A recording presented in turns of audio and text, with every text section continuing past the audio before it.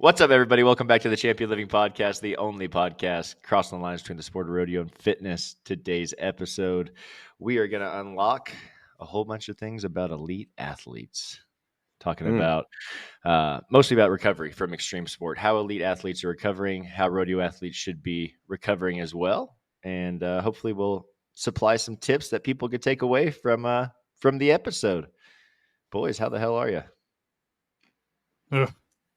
We're good. We're good over here. What's wrong with you? Are you talking to me? Yeah, you. You said, yeah. Oh, nothing. I was just trying not to laugh. That was like take 3 on the intro. I almost messed it up too. Together. I almost messed it up. I was like, "This is the only podcast." We got her though. So. Yep, nailed it. Now I can cut loose. And hey, we should just kick it off. Let's kick it off with a sponsor. This episode is brought to you by Beastmaster Rodeo. Beastmaster Rodeo has been with us since the very beginning. Check them out, beastmasterrodeo.com. Use our discount code ChampionLiving24, all one word, lowercase. Going to save you 10% at checkout. Guys, they are re-innovating everything that is rodeo gear, from rough stock to the timed event to even if you're a stock contractor, bullfighter, they have things there for you. So swing by, check them out, beastmasterrodeo.com. Use our discount code again, ChampionLiving24, all one word, not case sensitive. Woo! Do you know what, one of the things that, like, while we're talking about Beastmaster, one of the things that I appreciate most about Beastmaster and why I wish like Nick would have been around there for more of my rodeo career is that he actually wants to hear the contestants' opinions. You know what I'm saying? Like, if he puts out an inferior product, he wants to know that it's an inferior product. And he welcomes like all constructive criticism about the stuff that they're putting out. And I think that that's so valuable as a contestant. If I know that I have a voice, like if I get a cinch, we had somebody that got a cinch and it would twist on him and the D-ring would get sideways. And so he reached out to me. I was like, dude, just reach out to Nick. We sent pictures to Nick. And Nick was like, oh, yep, that was from a time frame where the guy we were getting them from wasn't able to do the certain thing to keep the D-rings from twisting. Send me your address and I'll send you a brand new one. What? Boom. Like where else do you know what I'm saying? Anyway, I think that it's just super valuable that they actually care about the product and they actually care about the contestants that are using the product. So because Nick has been a contestant at an elite level. That's what makes a difference, man. Guy's been there, done that, seen it all, and knows firsthand what he wants to fix about, he was a bull rider, is still a bull rider. So started there, but he has taken the entire sport head on and asking professionals in each event, what can we do better? How can we make this gear better? And my favorite part is he's sending it out to be tested by the pros before he releases it. So I know Jamie he's not had just making up something and saying it's the best thing in the world. Like they're creating prototypes and they're testing it and getting opinions from, like you said, the best in the world. Yep, exactly. So it's cool, man. I know Hallett had a bunch of bareback riding stuff that he was testing out for them. We got to let a bunch of the guys at the school in Australia kind of test some of it out, which was cool. So he's awesome. Check them out, Beastmaster. They're if you couldn't have gathered from our conversation right here, they're the bee's knees when it comes to rodeo gear. The bee's knees. How's I know. Hey, so we're gonna talk about recovery today, which is really, really an important thing and is always a fun topic to talk about in rodeo because our schedule is so whacked out usually as rodeo athletes. But even as just dudes, like recovery is important for us too. As just average guys that want to be strong and look good and feel good, recovery is really important. So even if you're not an athlete, I think you're going to take away a lot from this episode when it comes to recovery. If you're someone that is constantly sore, always tired, not seeing the results you want aesthetically, whether it's muscle gain or weight loss, a lot of that can do with your recovery, especially if you're checking off the boxes everywhere else. If you're consistent on your exercise, if you're consistent on your nutrition, but you're still not seeing the exact results you want, well, hey, we always talk about the puzzle, and all of these are pieces of the puzzle, and you've got to have every single piece, or the puzzle's not going to look right. So you might just be missing out on a little bit of something from the recovery end, which is an easy fix. Usually, all that happens with recovery is we just got to plan it into our day, just like anything else. I have in my planner every day, my calendar, I have my recovery sessions in, and usually that's before bed for me. But we'll get into that. Let's talk about, first thing I'm going to talk about is rest. Getting sleep is going to be the number one way to help your body recover. We need sleep, guys, girls. I don't care what you hear out there on social media, Instagram. You know, I get 4 hours of sleep, 5 hours of sleep, and I crush the day. It's not sustainable. You know, and we see that all the time, don't we? You don't crush. You might not crush life. You're not going to crush life that way. You can do it for a while, you know. And I love it when I work with guys that they're like, I just do better on 5 hours. I'm like, yeah, okay. Like, no, you don't. You've never had 7 hours to have a comparison to. Exactly right. Yeah. Anyway, well, they compare it to Jocko or Goggins, or even, dude, I saw Mark Wahlberg. I saw his whole schedule, which, hey, this is legit. All these guys are up at 3:00. They're in bed at 7:30 p.m. Yeah. That's 7.5, 8 hours of sleep still. They're getting up that early and grinding, but they were in bed at 7:30. They were resting. They're recovering. You guys are missing the whole fucking thing when you say, "Oh, he got up at 3. I just need to wake up at 3 a.m." Like, that's not it. Well, we just don't see that part of it, right? You know what I'm saying? Like, when you look at those guys, you just see the you know, they're posting at 4 a.m, like they've already had an hour's worth of work in or had their workout done. But they don't. Very rarely do you see a celebrity or somebody that pushes that kind of mindset show their bedtime routine or show what it looks like in the evening. I'm gonna share my bedtime. So, I'm be like, I'm going to sleep right now. For sure. I'm up at this time. You know, I don't care. Make fun of me. I'm old. I don't give a shit. Do an Instagram live of your entire night's sleep so we can watch you sleep. I got a little cough, and that about took all the oxygen out of me. There you go. It's like a Truman. What was that? What was that show? Who was the Truman Show? Yeah, The Truman Show. The Truman Show. That's right. One of those movies that shapes your childhood, right there. I still have times where I'm driving. I'm like, I feel like I've been here before, even though that I haven't. I wonder if they recreated the set. You know what I'm saying? Like on the Truman Show. That movie's a trip. If you've never seen it, that, shaped my. Okay. No, but Doug's absolutely right. Like, you know, social media is a highlight reel, so we see the action part. We don't see the part that's not as exciting, that is just as important, maybe even more important than waking up early, is actually recovering to fuel your body for its full potential. Yeah, I think some things that go into that too are, I've been struggling with this a lot lately. I think we've all done it before. You get to the habit of scrolling late at night, or, you know, staying up and watching a movie or whatever. And so, like, if you're wanting to wake up early, you go to bed early. But if you have to change your routine in the evening too, and your idea of like actually showing your evening routine, I think is an awesome idea, because that would give somebody some insight into like what that might actually look like. But like some of the key things, and I think we've done entire episodes on this before, but like a cool dark room. Logan, what was the temperature? There's like a certain temperature range. It's like 60, optimal for sleep. 62 to 68. 62 to 68. Yeah, 60. Yeah. Supposedly. I mean, you know, with the studies that they've done, I mean, that's where you're going to get the most rest. So somewhere in that time frame, which can be a challenge when you have a spouse or, you know, and you're fighting over the thermostat. But yeah, 62 to 68 is where it's supposed to be optimal. Yeah. Yeah. Pairing that with like a completely dark room, turning off any electronics roughly an hour or two before bedtime. Those are all things that'll help you wind down and get to sleep faster.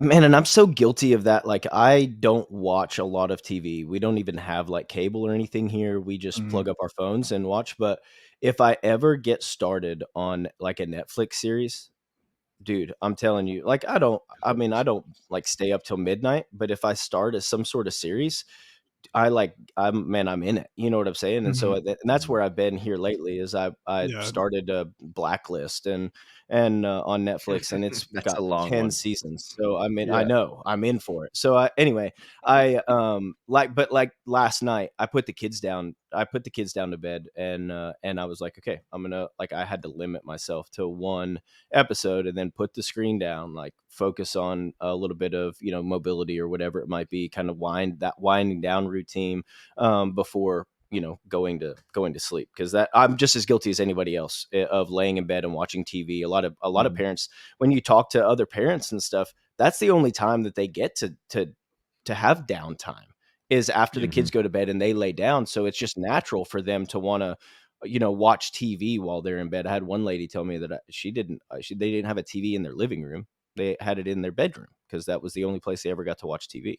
And so, anyway, it's a real struggle for even for people that, quote unquote, know better. Yeah, no, I'm in the same boat right now. Like, we're watching the series too. And but one thing that you said just now, like doing some mobility, dude, stretching before bed, like that's a hack that people don't talk about a lot. I do it every and I don't night. do it near enough.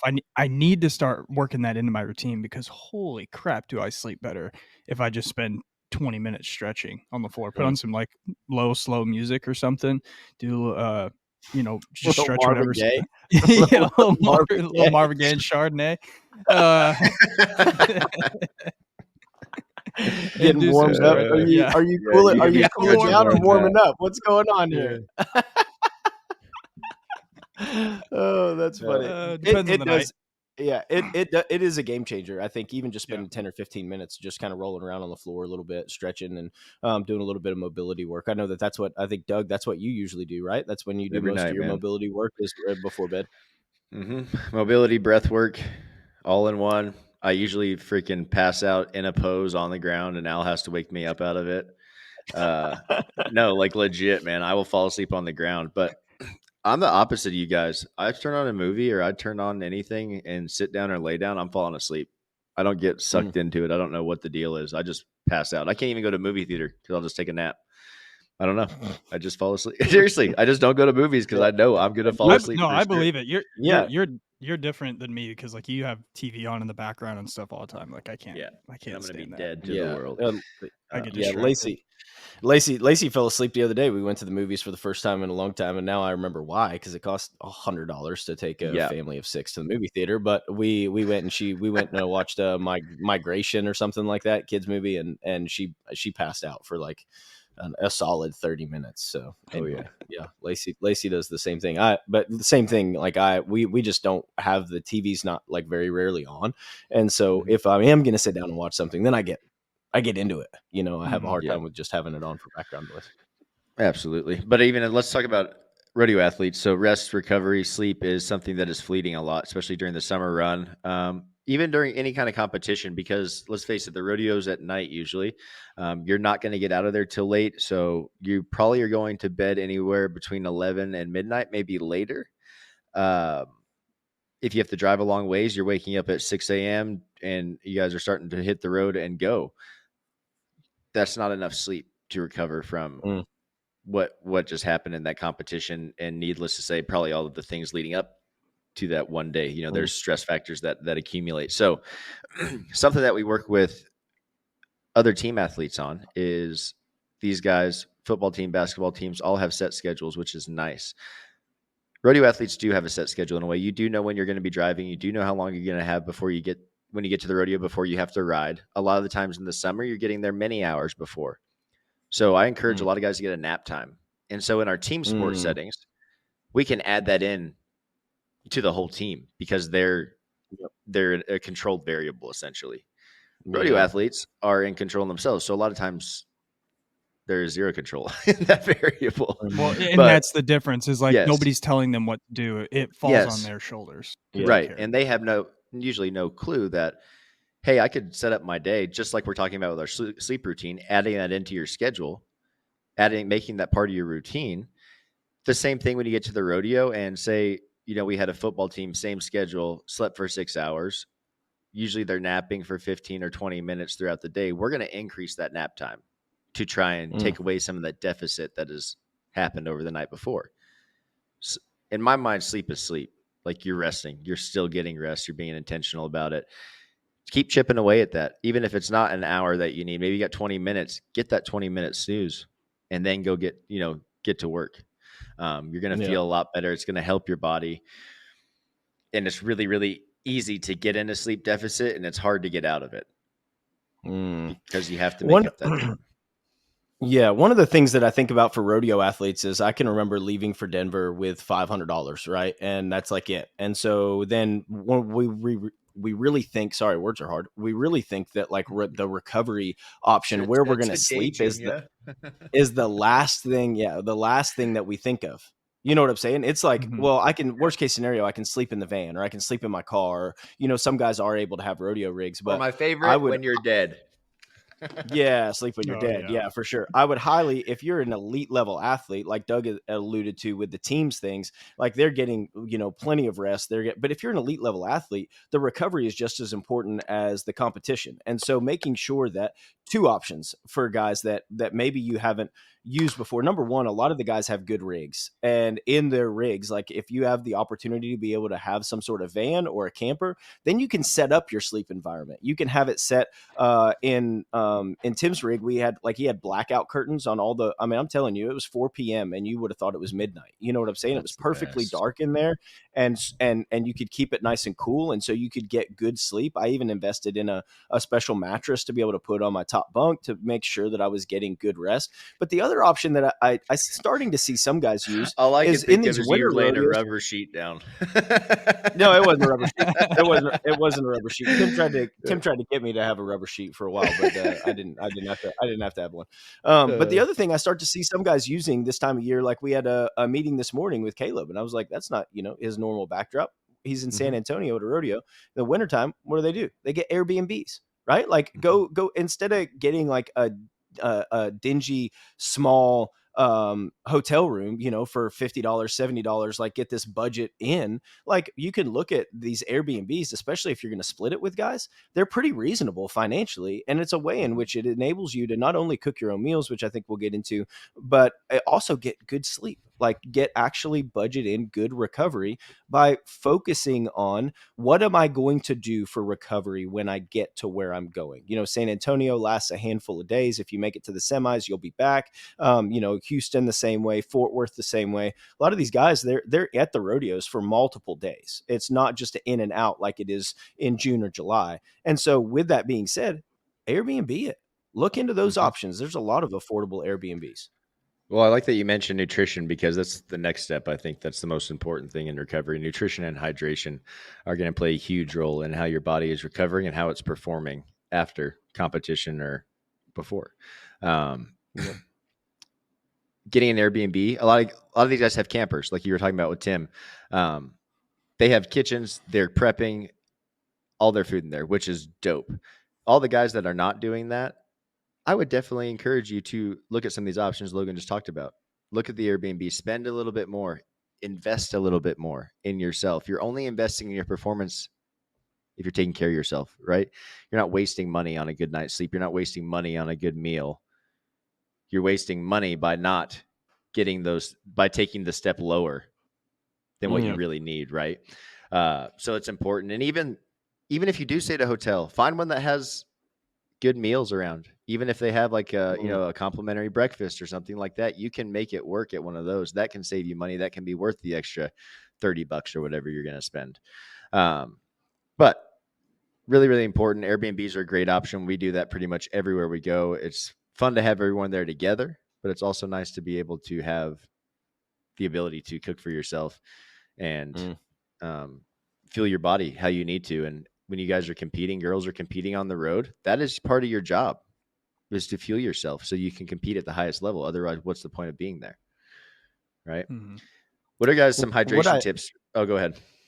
Go Oh, ahead, I was Logan. just going to say, like, what I think guys get behind the eight ball when they don't start planning ahead on their nutrition. You know what I'm saying? When you're on I the think it's road for and you're anything. rodeoing, like start thinking about what the next meal is going to be before it's actually time to eat. Because then the guys get stuck with the only thing around or what's closest, which is a McDonald's drive-through. And not that, I mean, I've had my fair share of cheeseburgers, but if you're an elite athlete that's looking for the optimal recovery through your nutrition, probably a drive-through like McDonald's is going to be your best option. But having a camper, having an Airbnb is a way for you to make sure that you're planning. And speaking of planning, like you were talking about, nutrition is, I mean, your hydration and getting Mm-hmm. enough water and electrolytes is super important. I think it's as little as a 2% 2% dehydration can affect your body as well as like your mental state. So just Mhm. even just as little as 2% dehydrated is going to affect your performance later that night. So 2 or 3. So I mean, it's like it's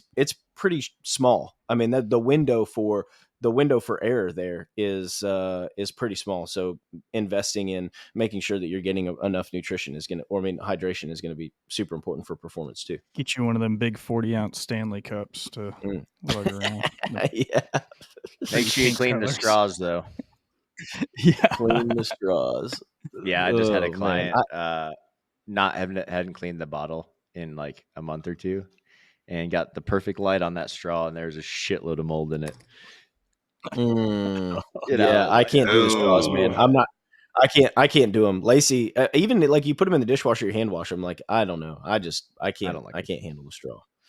Yeah, not for me. But that's how I mean. I think we all track that way, right? Is we have a water bottle, like a big. Mhm. I've got a Mm-hmm. couple of them, but A couple too. and they're like 30 ounces or whatever, and so I know that that's 30 ounces, and I just fill it up throughout the day, and I know that I probably need to drink around about 3 of those throughout the day, and I'm gonna be relatively hydrated. If I have a super rigorous activity, maybe I need a little bit more.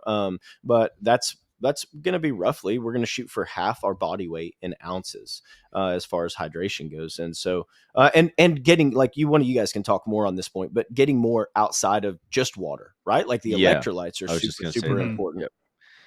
Yeah. Yep. We need sodium. We need magnesium. We need potassium. Those all help thermoregulation, right? Help us regulate ourselves, regulate the body, keep us hydrated, which is really, really important, especially in the summer months. Everyone knows how much you sweat at summer rodeos and how much fluid Mm, you can lose before you even get on or before you even compete, just because of the temperature mm, alone. Logan was talking about, if you lose any more than 2% of your body weight in that water, like, we're risking not recovering, not performing. Body cannot do what it needs to. So you need to be replacing that Mhm. after competition, after workout. Some cool supplements. Element T is something that I drink. There are a couple other supplements out there. Frontier Fuel has one out that came to our OPA in November, and I like their supplement a lot. It's a little bit lower on the sodium, so you can drink it multiple times a day. But honestly, guys, everyone's so worried about sodium. Athletes can have up to Mhm. 5,000 milligrams of sodium a day. mm. Athletes, Yep. people competing, Yep. like working. Yep. And most people aren't getting anywhere even close to that. Especially if you're making your own food, you're eating lean, you're eating, let's say Whole30. Like, you have to purposely put salt in food to Mhm. reach those sodium levels that you're going to need. Yeah, that's a big misunderstanding that's still out there, and I just had a talk with a client about this the other day. Is that on when you look at a nutrition label, it says like your daily, total intake or whatever should be like around 2,500 milligrams of sodium, and that's actually the minimum. Like on a nutrition label, like you're seeing the minimum numbers that you need to have in Mm, order to not have a nutrient deficiency. And the only time, this client in particular, he's like, "Oh, well, I thought I needed to stay away from salt." I said, the only time that you need to stay away from salt is when you already have a condition like hypertension or diabetes or a heart condition, something like that. That's when you need to monitor your salt intake Mm-hmm. from being like, too high. Um, but for most people, that 2,500 milligrams is the minimum that you should be getting in, not the limit. hmm. Yeah. And it's my cheat code on hypertrophy days. I'll drink an element T Mm-hmm. during my workout, and my Yeah. pump, dude, Yeah. will be so Yeah. big. Like, my vein, everything is wild. Look at it. I'm like, dude, this is insane. But your body's using it. Yeah. Your body wants Yeah. to Mm-hmm. use it Yeah, and for uses sure. it to help you. So really And important to if you're somebody, rehydrate. if you're somebody that's never tracked with like your sodium intake, and you start maybe you start with LMNT or Frontier Fuel, or you're paying attention, one of the things that you might see, especially if you have been traditionally getting really low levels, is that you're going to see a little bit more water retention. And so if you're somebody that's like on, you're trying to be healthy, you're standing on the scale regularly, and maybe you have a Stop. day with a higher sodium intake than you're used to, and you go to step on the scale, you're going to see I can go eat Mexican tonight and I can weigh 4 pounds heavier in the morning. Like, not exaggerating. And it's just from the amount of sodium, right? Like, I didn't gain 4 pounds of body fat by eating Mexican one time. But that sodium is going to make you retain water. So with that being said, there's some fluctuations in the scale. And that can come with it. So don't panic if you are somebody that's regularly stepping on the scale if you increase your sodium intake. But it is definitely something that's important for overall hydration. Just water, plain water alone, always is not enough. No, definitely not. You're not going to be getting the minerals that you need to keep you hydrated. Just going to flush them all out if we're just drinking solely water. So, especially you athletes, get your sodium in. It will help you. And normal people, average people that are not rodeoing, just working jobs, just staying at home, taking care of kids, you guys are probably the most likely to become dehydrated throughout the day because it's easy to forget about yourself when you're having to take care of kids or you're working or whatever. You stand up at the end of the day, you're like, damn, I've had 12 ounces of water today. I do not feel that great. There's that's a lot of the times it's just that's the sole purpose, that you don't feel good. Nutrition hasn't been dialed in throughout the day and you're probably not hydrating enough. So make sure you guys stay on top of that. Active recovery is going to be the next thing that I would be focusing on. Implementing some kind of low impact exercises, especially for these athletes that are training hard, working out with the purpose of becoming the best in the world at whatever sport they're performing. That high intensity training or strength training or power training, whatever, has to be complemented by low impact exercises to help your body recover. We talk about the soreness factor, DOMS, delayed onset muscle soreness. All of these are signs that your body's trying to recover.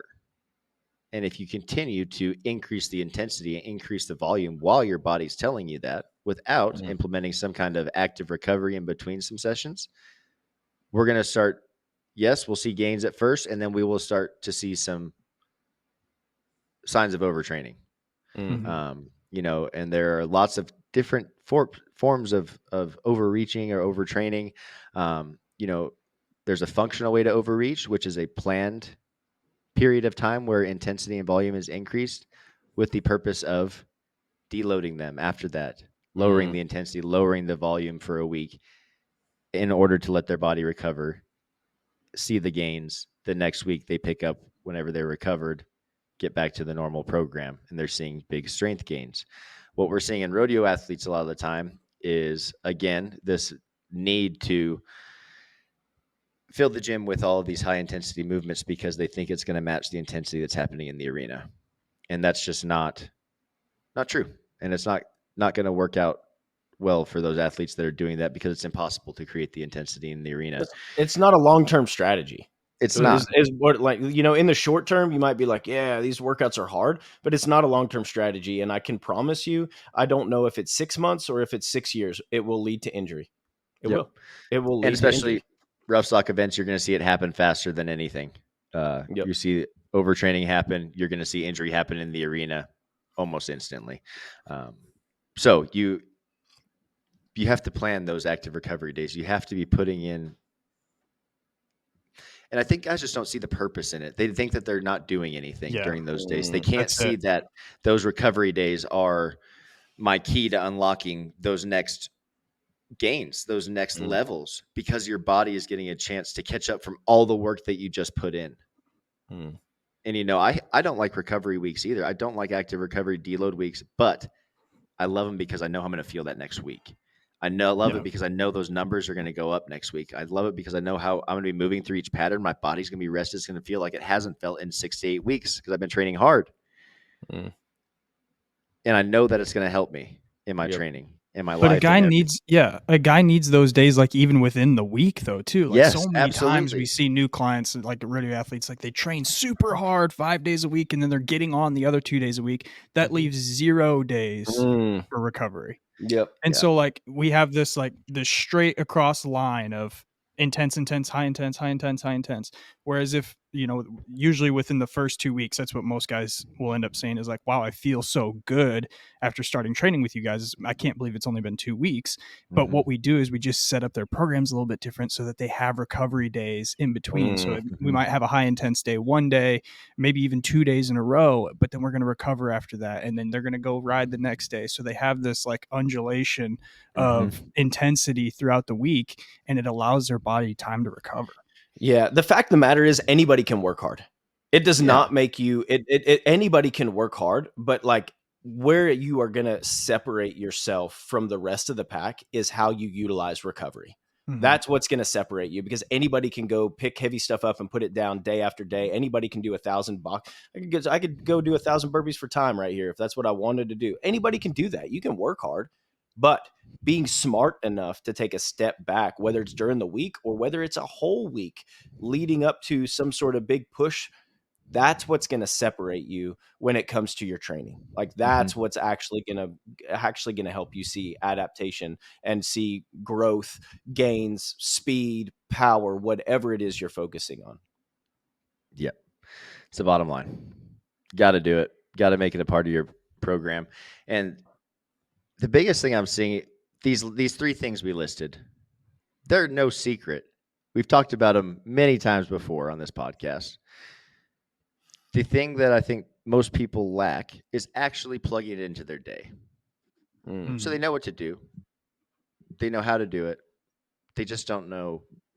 And this actually, if they don't know, they aren't finding the time to do it. They aren't making it a priority, right? And so planning these things into your day is going to be my number one tip for anybody listening to start accomplishing these things, especially when it's just becoming a new routine. It's not going to be natural. You're going to need to see it in front of you. You have to have reminders to do them every day until you've been doing it for months, and then it is a routine. My pliability app, my stretching app, I just hit a 72-week streak. 72 weeks. Dude, that's a long time to be doing mobility every week, right? But at first, I had to remind myself. I had little reminders, little schedules, but I have my bedtime. I tried to be in bed by 8. 7:45, my little dinger would go off and say, pliability, go stretch. Half the time I don't want to do it, but I go do it because I have it in my planner for a reason. I know what's going to help me. I have to put my emotion to the side about how I feel about it at that specific time and just go do the thing because I know it's going to help me. That's probably another thing that a lot of people let get in their way is the emotion. How do you feel about the specific thing at that time? Really doesn't fucking matter. Go do it. Seriously. Dude, that's 100% though. Like I even know these things and I still struggle with them. Like I still struggle with them, even though I know without beyond a shadow of a doubt, like I've seen the benefits. I know it'll work. I know the science behind it. And I still like, I'll let my emotions get in the way. And if I'm looking at my day and like, oh, what things can I fit in? What things can I not? Recovery is usually going to be first one to go. The thing that goes on the back burner. Easy. Yeah. Yep. Easy to do. And the funny thing is, it doesn't take much time. Once you get done with it, you're like, oh, that was 10 minutes. Like what? Yeah. I would have been sitting there watching TV still. I wouldn't have moved from the couch. Yeah. So what's the difference between me stretching and watching TV and me sitting there? Oh, I'm actually getting some recovery in while I watch TV. Boom. Plan those things in. If something you struggle with, plug it into your day. Make sure it is a priority in what you're doing. And if you're an athlete or someone that has a desire to be a professional rodeo athlete, professional bull rider, compete in any way, shape, or form to make a living in rodeo or any sport, this is your job. It is your job to do active recovery. It's your job to train. It's your job to take care of your nutrition. It's your job to take care of your hydration and all of the other things that go along with your event. If you're not seeing the results that you want, you better get to that checklist and see what you're missing. You're probably missing a few things. I don't care if you said, "Oh, I do all that bullshit." Probably not.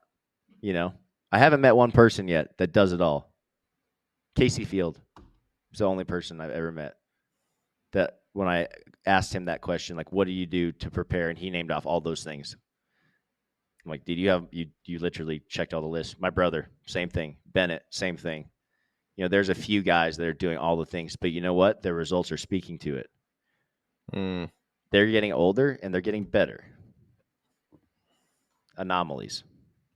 But is it really an anomaly if everyone would just start doing the same shit? They would all be anomalies, right?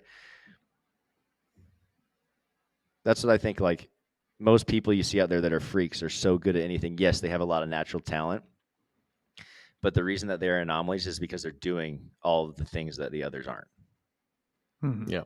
They're willing to work harder than everybody Yep. else. And sometimes Smarter. working harder is working smarter. Smarter, yeah. You know, that's exactly right. They're willing to put in the reps that other people aren't wanting to put in on the things that people don't want to do, like taking a step back and like going to bed. I mean, they understand how important that is, and they understand it to a spot in which they don't just know it, right? Like it's a difference between knowing something and understanding it. When you understand, understanding requires action. And so it's a difference. Like now you know some of these things. If you've never heard them before, you'll understand them when you start to put them to work inside your daily schedule. Yep. That's an absolute fact. You guys got anything else to close us up? Paul, you got any closing remarks? I don't think so, man. You guys Cool. covered it pretty well. I just had to take a second here, and I'm gonna see. Hopefully, we'll get Casey Field on an episode here, talking about all this. Just that man That'd be was a awesome. legend at the prep. Yep. So stay tuned. Hopefully, that'll be coming soon.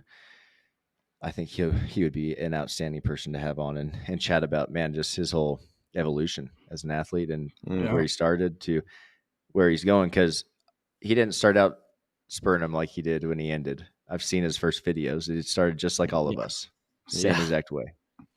Yep, his dad Yep. just did it in a. His dad was like doing the signers before the signers were a thing. You Yep. know, Yep. picked out the horses right for him, put him on that same horse so he could master and kept going. But that'll be a great story to have on here. We'll guys, stay tuned for that. Got to thank our sponsors, Hui. Guys, if you have not checked out their spring line, they just dropped of caps. Their clothing line is going to be dropping soon for the spring. They are dope. I just ventured upon them yesterday and got all excited. And I actually had to order that hat that I lost in Vegas, Paul, the one that you're wearing. I was so sad that I lost that. It fell off my bag in the airport. Brand new hat just fell off my bag, and I got to the hotel room. I was so bummed. Definitely one of my favorites. I love that Habitat line, but you guys can get your Hui at getyourhui.com. Use our discount code ChampionLiving, all one word, to save you 10%. There is a link that's going to be in the show notes of this. Click that link and use our discount code. That is how we get to track everything. There's also a link in my bio as well for Hui, but they're rock stars. Love Hui to death. And Colorado Craft Beef has jumped on, been with us for the last couple of weeks here. I am loving their beef sticks. They are my staple afternoon snack. Haven't had macros yet, but I'm guessing they're anywhere probably about 15 grams of protein in there, and the taste is outstanding. It's coming from their 21-day dry age beef, all U.S. source, all made in Colorado. Guys, we got to support our ranchers. Got to support our local farmers. Like, I don't know. I'm sure a good amount of people listening to this know where the majority of meat comes from, but it's not America. Okay, we've got to support the backbone of America, the ranchers, cattle industry. I mean, that's what rodeo is basically founded upon.